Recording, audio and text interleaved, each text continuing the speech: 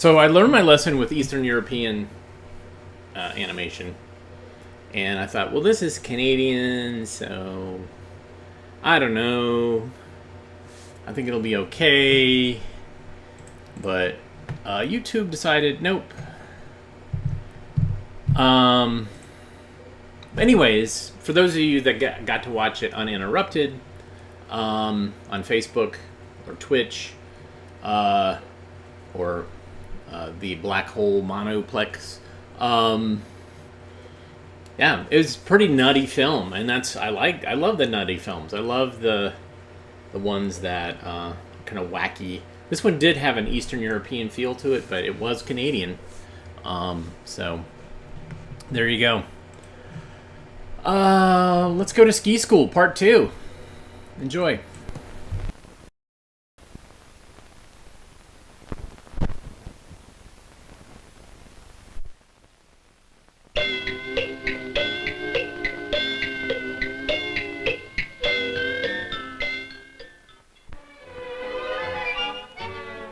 In this ski lesson, we are ready to learn how to turn around quickly from a standing start. This is called the kick turn. In 2 motions, you can reverse your direction in a turn of 180 degrees. For a right kick turn, brace your pulls like so. Then kick the right foot upward, then twist the right ankle and leg outward, bringing the foot down so that the skis are parallel, but pointing in direction. Now, shift the weight to the right ski and bring the left ski around and place it parallel to the right one. The left pole comes back around with the left ski for a left turn. Our maestro shows us how to make a sidestepping diagonal climb, going both forward and upward on a slant with each, like tacking, under sail at sea. Only here you come about with a kick turn. In this manner you can select your own rate of climb. The good use of pole support is very helpful in this type of climbing maneuver.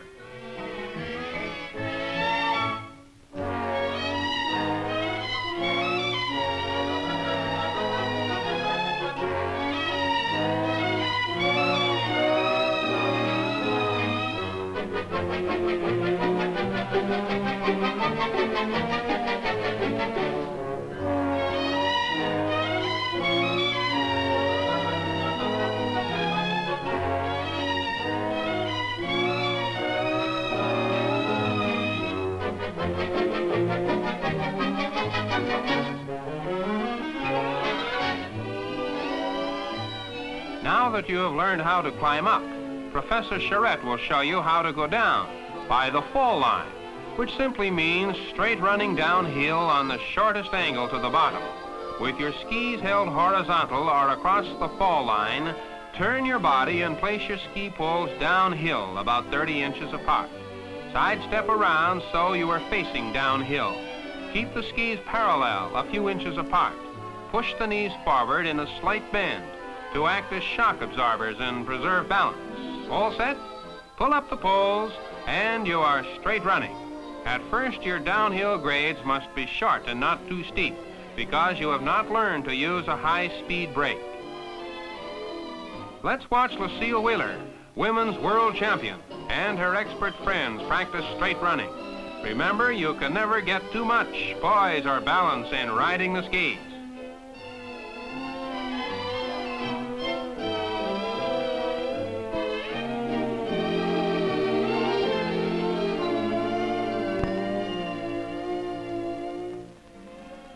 All skiers must learn how to fall without injuring themselves. A back sit down, partially turned sideways, is a good, safe way to spill. Getting up takes some doing too. With skis across the fall line, put both poles together, jab them into the snow on the uphill side of you. Pull yourself up on the poles, voila, you're in business again.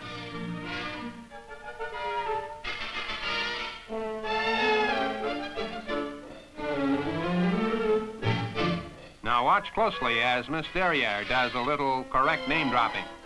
See how she takes the bumps properly on the bumper? Yes, even more turn to one side would be still better.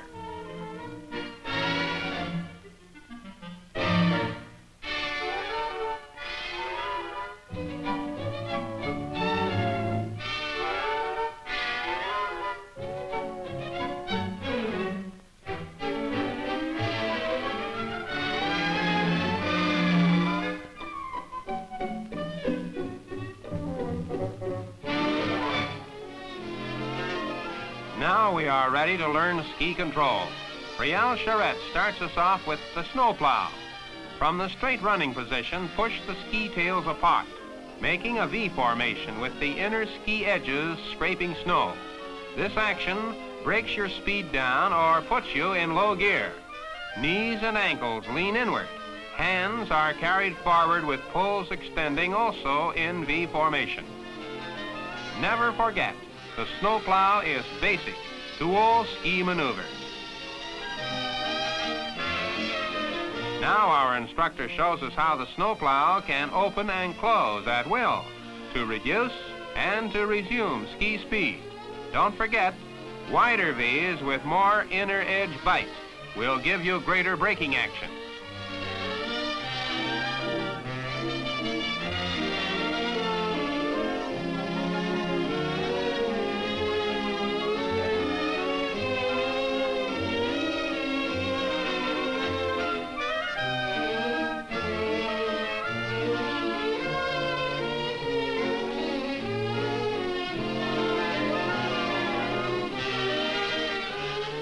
Besides a brake, the snowplow can also be used as a turning technique. Now watch.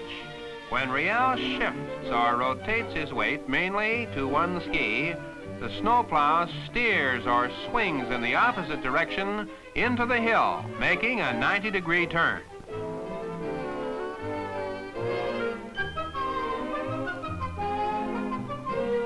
Beginners always find it difficult to trust their weight on the outside ski, which controls the turning steering action. The faster and farther the weight is shifted over, the quicker and shorter the turn will be in the opposite direction. Take your time, make your turn slowly at first, as right here your future ski style develops.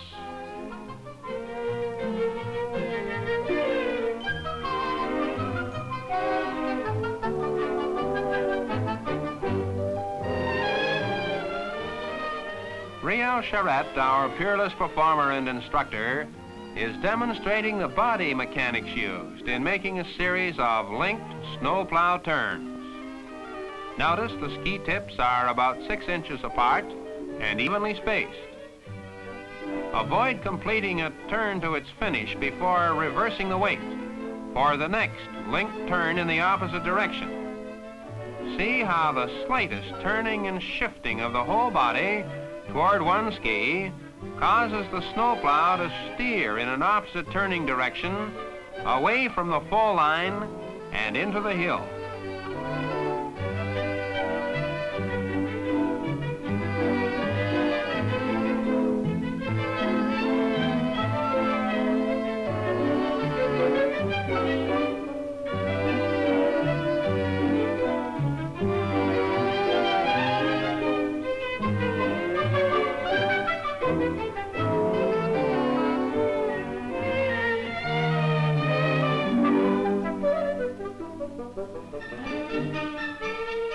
Now Riel demonstrates edge control by applying weight pressure with the ankles.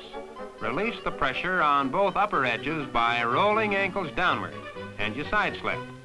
Rocking the ankles breaks the seal, and the freed edges slide sideways as easily as they will, forward and backward.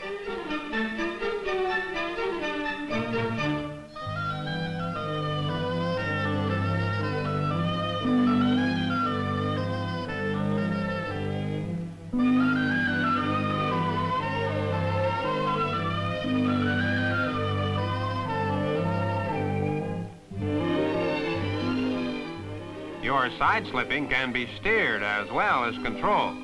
You can side slip diagonally forward and downward with skis still across the fall line by rocking your balance farther to the front of your skis. In this manner, you get a cross-slope shearing action. Now we must learn how to slow up and stop quickly. This is a short skidding maneuver called a christie into the hill.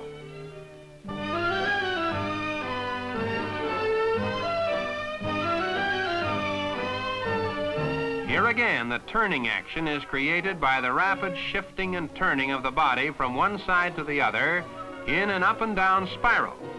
If the body turn continues with a follow-through of shoulders and arms, the skis will be pulled or skidded into a stop that points uphill.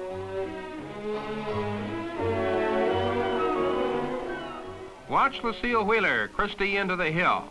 We must explain that Lucille in championship form gives us mighty little to see because her physical coordination and actions are so swift and lightning-like that sometimes she appears to get action without effort. Riel Charette is now making a snowplow Christie, which is simply a snowplow converted into a Christie into the hill. Notice the right inside ski is lifted, placed parallel with the left outside ski, upon which the body is turned in a downward steering action. Here's another demonstration in a left turn.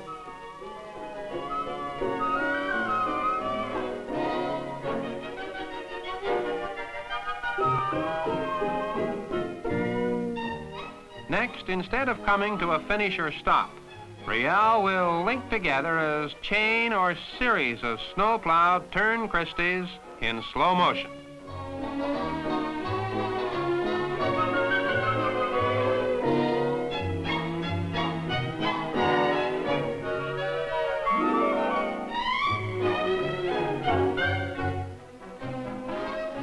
And here's how they look and work in normal skiing.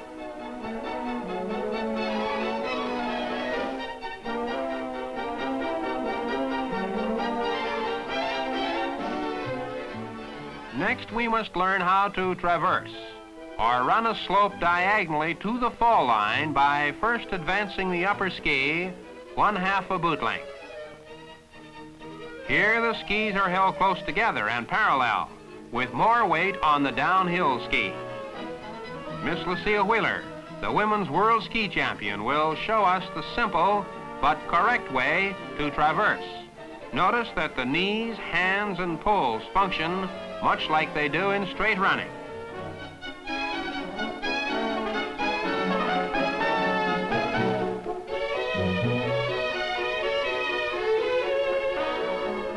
In competition, Miss Wheeler uses a racing traverse. When the body bends low, the poles are carried high and clear. Everything is done to eliminate wind resistance and snow friction.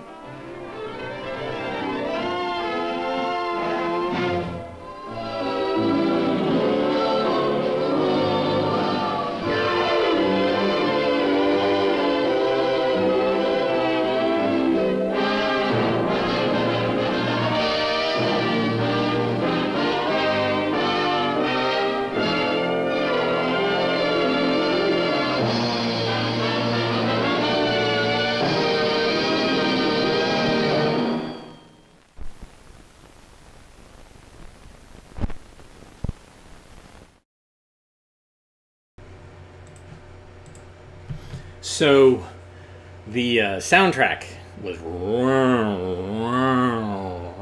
it's what we call wow and flutter. Basically, it was recorded on a scanner very similar to the one that I just got, the new laser graphics scanner, but it had an optical head, and so what was happening is the motors were running the film through to be scanned, and you had a pulse of an LED, but the optical head was steady, and there was a slight variation in the speed, so it was like it's like playing a record by your finger. You're a little bit fast, a little bit slow, a little bit fast, a little bit slow. Same with the magnetic tape. So that's where that wow and flutter comes from. The new scanner just takes a picture of the optical soundtrack and then just converts it. So there's no problem with the wow and flutter now. So, yeah, cool. All right, I got another film on the scanner behind me, this Intel, and hopefully this one won't bring a copyright strike, or a streaming ban hammer. Who knows? Who knows, man? But I just keep doing it. That's fine, because you guys keep showing up for it. So we'll just keep going until YouTube says, "No, we're done with you." Anyways, here is spelling verbs. Enjoy. Yeah, I'm putting it all on the line for spelling verbs. Here we go. Enjoy.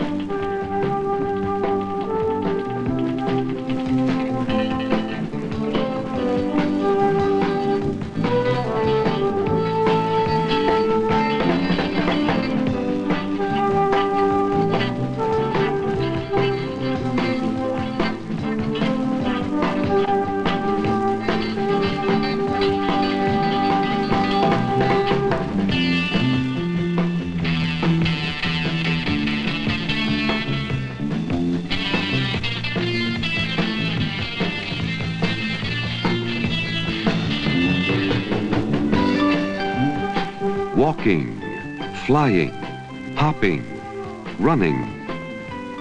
Describe action, don't they? Well, one problem with action words is that they're often spelled differently, depending on whether the action is happening now or has happened in the past. For example, what is this old stork doing? It's wading in the water. Wade is an action word. It describes the action of this old stork. How do you spell wade? W-A-D-E. Wade. But we said the stork is wading in the water. W-A-D-I-N-G. Wading. We could also say the stork wades in the water. And if we were talking about something that happened in the past, what would we say? We'd say the stork waded in the water. Yes, we change the spelling of an action word depending on how we use it.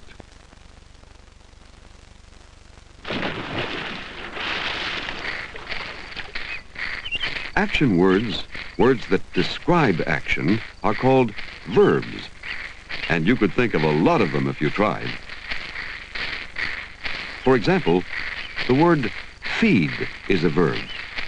And if we want to describe something that's happening now, we say, the blue jay feeds its baby. We've added the letter S to show that it's happening at the present time. This is called the present tense of the verb. Steps, runs, hops, kicks. To each of these verbs, we've added S to spell the present tense. With a few verbs, we show the present tense a little differently. Would you say the flamingo itches a scratch or scratches an itch? To those verbs that end with TCH, CH, SH, or S, we add ES to spell the present tense, as in scratches, reaches, washes, dresses.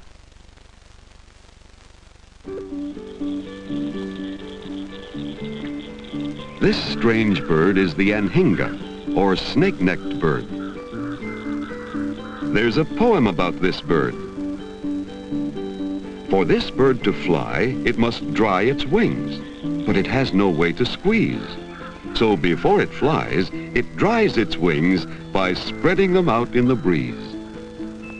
In verbs such as fly and dry, which end with Y, preceded by a consonant, we change the Y to I and add ES to spell the present tense. Flies, dries.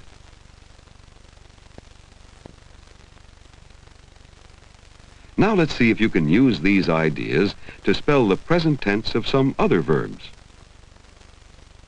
What's the present tense of write? Writes. Lift.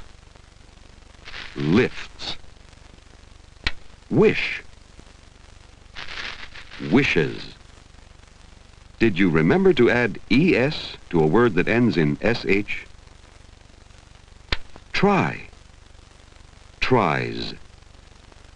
Pitch. Pitches. When we add ES, we've really added an extra part or syllable to this word. Pitches. Thank. Thanks.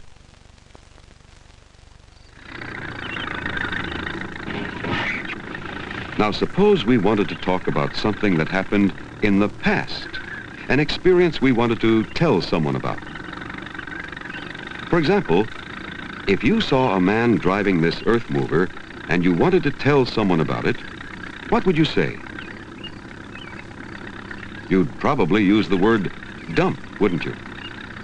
You might say, the earth mover dumped the earth in a pile. How do you spell dumped? D-U-M-P-E-D. Dumped.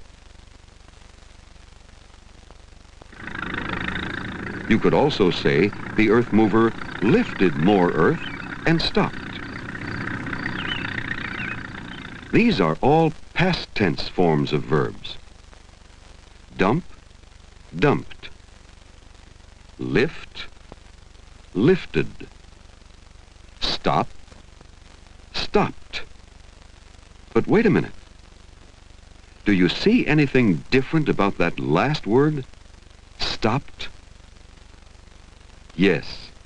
When we want to change the word stop to the past tense, we double the final consonant and add ed. We do the same when we change a word such as pat to patted, or jog to jogged. We double the final consonant and add ed.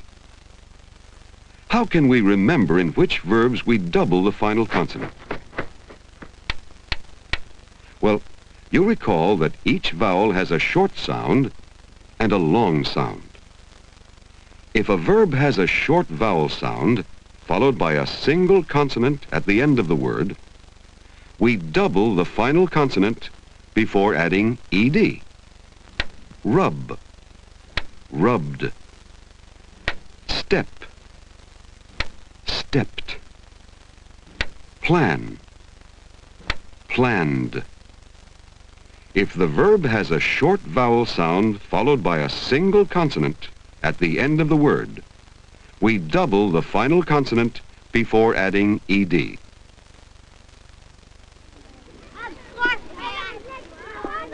Not all verbs follow the rules when forming the past tense. What's the past tense of the verb hit? We don't add ed to hit, do we? No. For the past tense, we'd say, he hit the ball. There is no change in the spelling of this verb. What's the past tense of run? Is it runned? No. We'd say, he ran to the base. So remember, there are several verbs in which the past tense is spelled differently and without adding ed.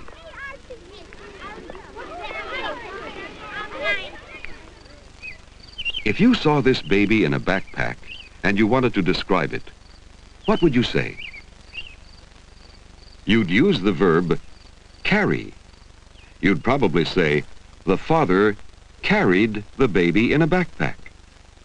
To spell the past tense of verbs ending with y preceded by a consonant, we change y to I and add ed.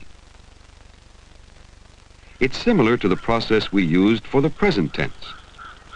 Remember that strange bird, the anhinga? Dry, dries, dried. But once again, not all verbs follow the rules. Fly, flies, flied. How about flied? Does that sound right?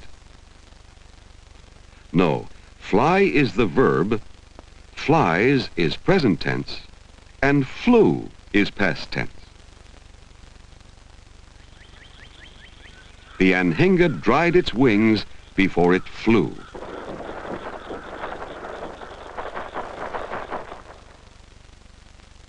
Now let's see if you can spell the past tense of these verbs. Bat, batted. Did you remember to double the final consonant before you added ed? Help, helped. This verb ends with two consonants, so you don't need to double the final one. Hop, hopped. Dream, dreamed.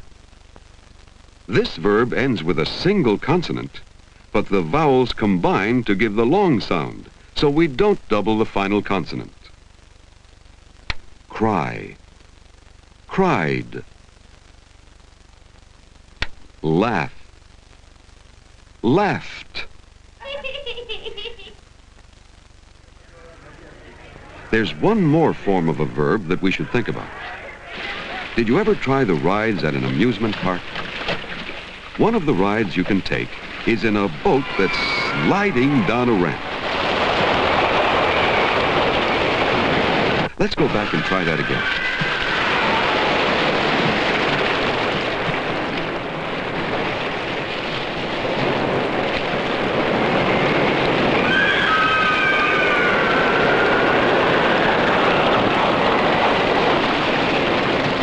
Slide is the verb that describes this action. But how would you spell sliding? By just adding ing? No. In verbs with a final E, we drop the E before adding ing.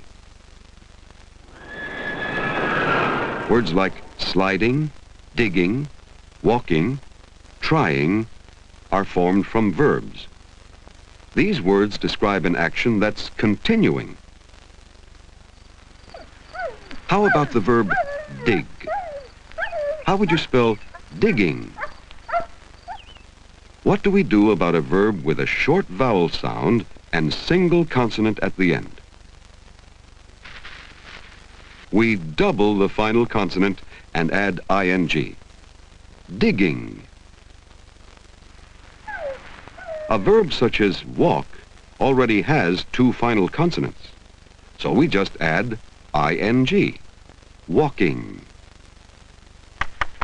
But in a verb such as try, with a final Y, we don't follow the process we used with other endings. We keep the Y and just add ing. Trying.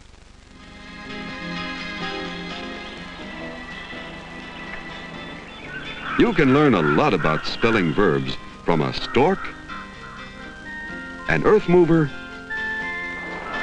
or a ride on a slide.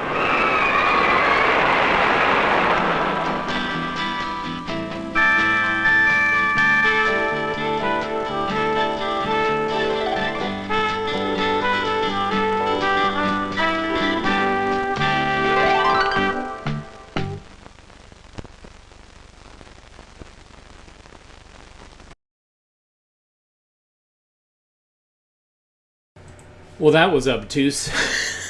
Man, I feel bad for anybody who has to learn the English language with all these weird exceptions. I mean, no wonder. Really just... So at one point in college, I had a pen pal kind of girlfriend who was in Amsterdam for a year, and we were writing each other in Esperanto, which is an attempt at a universal language, although it tends to be skewed towards Western cultures as opposed to Eastern cultures. But it was, I think there was like only 13 grammar rules. Oh, it was such an elegant language to use. And unfortunately, I think more people speak Klingon now than speak Esperanto. But I know there's Esperanto enthusiasts out there. But it was, yeah, I was like, man, this language is so great. And some people suggest teaching it to kids so that this is an opportunity for them to learn kind of the basics of language, because there's really, I don't think there's any exceptions. It's all, this is how the rules regarding something plural versus singular versus, tense, all that stuff. It's really great. Yeah, look it up. Anyways, thanks for tuning in today, and thanks for bearing with me in spite of YouTube's deciding that it didn't want me to show this Canadian animation that looked like an Eastern European animation. I mean, maybe that's what it was. Maybe YouTube got confused and thought, well, you know what, this is Eastern European looking. We're just gonna cut it. No, I'm sure it was audio. That National Film Board probably has this on their channel, and so. Anyways, if you like what you saw, you can buy us coffee. You can go to ko-fi.com/avgeeks. Also, hit the thumbs up button. Maybe if enough thumbs up happen, then whatever hidden double secret probations I'm on with YouTube will be slowly lifted. Although I doubt it. But join us tomorrow, Wednesday, and we'll have some more films for you. Yeah, everybody have a good rest of your Tuesday. We'll usher in June tomorrow. June. Everybody take care. Bye.